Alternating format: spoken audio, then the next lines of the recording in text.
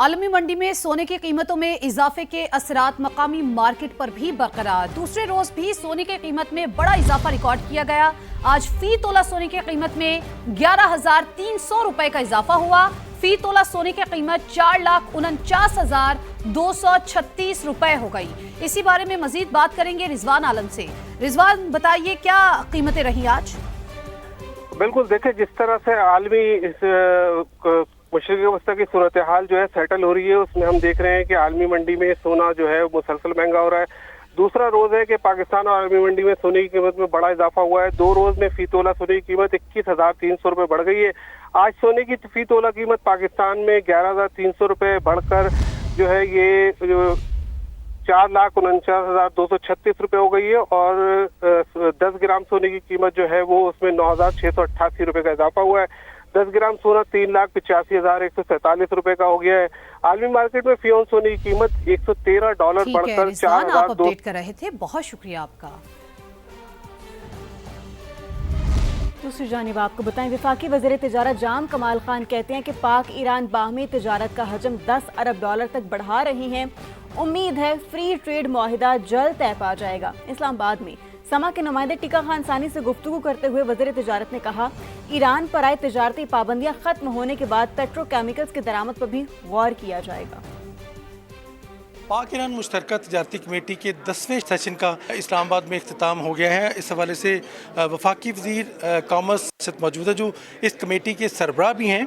ये बताइएगा इसमें कौन कौन आया और क्या मुआहदे हुए? क्या पाकिस्तान और ईरान $10 अरब तक ट्रेड बढ़ाने पर मुत्तफिक हो गए? ये एक कोचेयर प्लेटफॉर्म है। इससे पहले हमारी जो JMC हुई थी वो तेहरान में हुई थी, जिसमें ये भी शामिल था जो हमारे मुल्क के दोनों सरबराहान ने एक $10 अरब के टारगेट को एज ए गोल रखा है कि पाकिस्तान और ईरान के बीच में तिजारत $10 अरब तक जाए। जो नेक्स्ट वे फॉरवर्ड है उसको हमने जिस तरह तय किया है, इसका जो सबसे बड़ा टेक अवे मैं लूँगा वो पाकिस्तान ईरान FTA है। तो उस पर हमारी मिनिस्ट्री ऑफ कॉमर्स और इनकी जो मुतल्लिका मिनिस्ट्रीज़ हैं उन्होंने डिलिब्रेशंस की हैं और इंशाल्लाह उम्मीद है कि इस टेक्स्ट को आने वाले कुछ महीनों में एक फ़ाइनल शक्ल की सूरत में पेश किया जाएगा ताकि पाकिस्तान और ईरान का जो फ्री ट्रेड एग्रीमेंट है वो साइन होने की तरफ जाए। पाकिस्तान एक बहुत बड़ी मिकदार में अपना राइस एक्सपोर्ट करता है ईरान। इसी तरह हमारे जो बाकी फूड या फ्रूट्स हैं वो भी जाते हैं। हमारा प्रोसेस्ड मीट भी ईरान जाता है।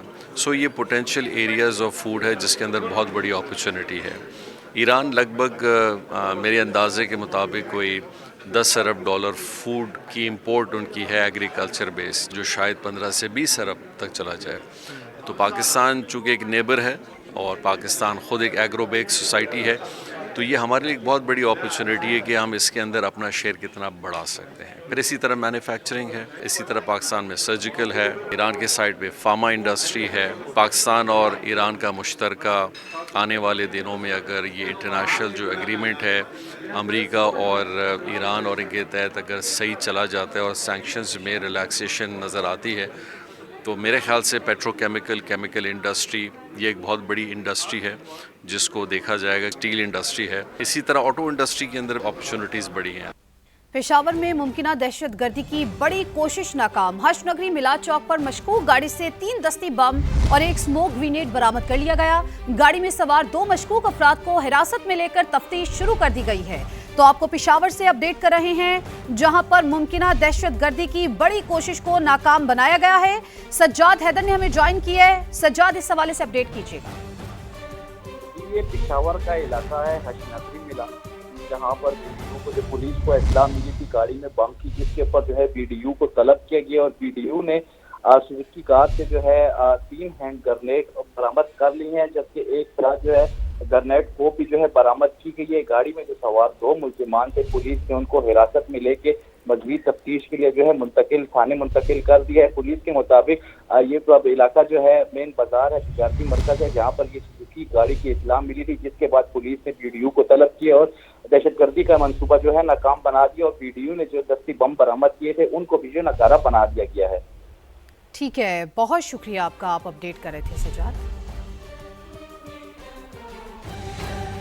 सिंध हुकूमत की फिल्म मेरा लियारी ऑस्कर अवार्ड की दौड़ में शामिल। सीनियर वजीर सिंध शर्जील इनाम मेमन ने फिल्म को ऑस्कर में शामिल होने को अहम एजाज करार दे दिया। सिंध के सीनियर वजीर शर्जील इनाम मेमन की ज़ेर सदारत महकमा इत्तलात की फिल्म बोर्ड्स का अहम इजलास हुआ, जिसमें सूबे में फिल्म इंडस्ट्री के फरोग, जारी फिल्मी मंसूबों, OTT प्लेटफॉर्म से इश्तराक और मुस्तकबिल की हिकमत अमली पर गौर किया गया। शर्जील इनाम मेमन ने कहा कि फिल्म मेरा लियारी का ऑस्कर अवार्ड की नामजदगी की दौड़ में शामिल होना सिंध के लिए एक अहम एजाज है। सिंध हुकूमत फिल्म, सकाफत और तख्लीकी सनतों के फरोग के लिए हर मुमकिन इकदाम कर रही है। हुकूमत की कोशिश है कि सिंध को फिल्म साजी का एक मजबूत और जदीद मरकज बनाया जाए। उनका कहना था कि अगर फिल्म मेरा लियारी ऑस्कर की नामजदगी हासिल करने में कामयाब होती है तो ये एक तारीखी संग मील साबित होगा।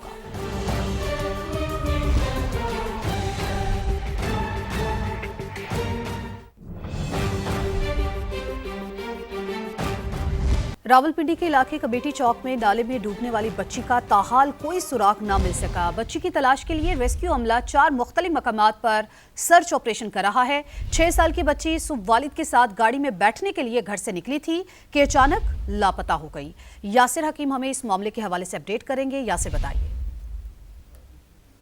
लुंडा बाजार में पेश आने वाले वाक़या के बाद अब बच्ची की तलाश के लिए 4 मुख्तलिफ मकामात पर सर्च ऑपरेशन जारी है। इब्तदाई तौर पर जो सर्च ऑपरेशन शुरू किया गया था लंडा बाजार में, वहाँ से बच्ची की तलाश नहीं मुमकिन हो सकी थी, जिसके बाद अब लंडा बाजार से लेकर बोर्ड बाजार तक एक टीम और दूसरी टीम जो है वो लंडा बाजार से लेकर लियाकत रोड तक जो है वो डिप्यूट की गई है, जो उस बच्ची की तलाश कर रही है। इसी तरह लियाकत रोड से ग्वल मंडी तक मुख्तलिफ मकामात पर 2 टीमें डिप्यूट की गई हैं, जो नाले के किनारे पर बच्ची की सर्च कर रही है और जहाँ पर पानी गहरा है वहाँ पर वाटर सर्च एंड रेस्क्यू टीमें जो हैं वो बच्ची की तलाश में मसरूफ़ हैं। बच्ची के लापता होने के हवाले से पुलिस भी अपनी तहकीकात को आगे बढ़ाई हुआ है और इस हवाले से बच्ची के वालिद से भी इब्तदाई मालूमात हासिल कर ली गई हैं। बच्ची के वालिद ने यह मौक़िफ़ इख्तियार किया था कि वो एक दावत पर अपने अजीज़ के घर लंडा बाजार आए थे और मूसलाधार बारिश के दौरान जब वो घर वापस जाने लगे और अपनी गाड़ी में दोनों बेटियों को बैठने का कहा, इस दौरान जब वो गाड़ी की स्टीयरिंग साइड पर गए तो पीछे देखा तो उनकी एक बेटी गाड़ी में मौजूद थी, जबकि दूसरी जो थी वो पानी के तेज़ बहाव में बह गई थी, जिसके बाद उन्होंने फौरी तौर पर पुलिस को इस हवाले से आगाह किया था। जी।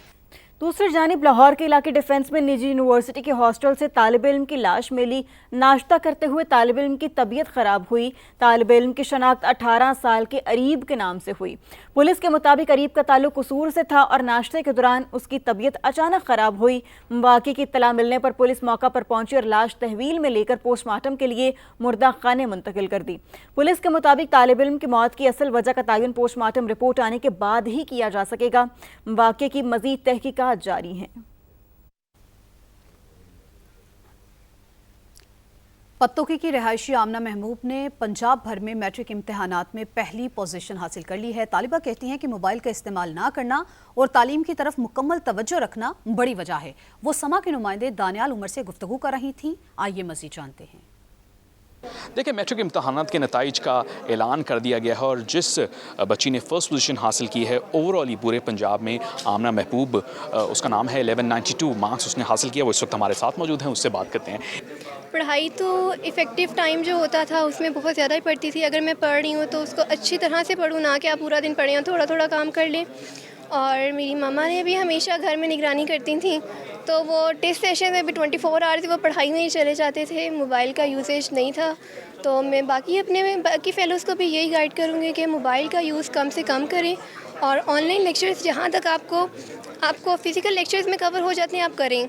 अगर नहीं हो रहे तब ऑनलाइन लेक्चर्स पर जाएँ। फ्यूचर में इंशाल्लाह MBBS करेंगे और अभी FSC प्री मेडिकल में एडमिशन लिया हुआ है। तजवीज़ दी है टीचर ने कि जो है वो मोबाइल से बच्चे दूर रहें और जो है वो ज़्यादा से ज़्यादा पढ़ाई करें, कंसेप्चुअल लर्निंग की तरफ जो बच्चे जाएं। तो आमना महबूब की तरह वो भी जो है वो कामयाबी हासिल करते हैं। मैट्रिक में उन्होंने बेहतरीन मार्क्स हासिल किए हैं। ये ज़ाहिर एक कोई गोल्ड स्टैंडर्ड तो नहीं है कि सिर्फ मैट्रिक में या इंटरमीडिएट में बेहतरीन मार्क्स हासिल करना, वैसे भी जो है वो आपको लाइफ में बेहतरीन कारकर्दगी दूसरे शोबों में भी ज़रूर दिखानी चाहिए। जी।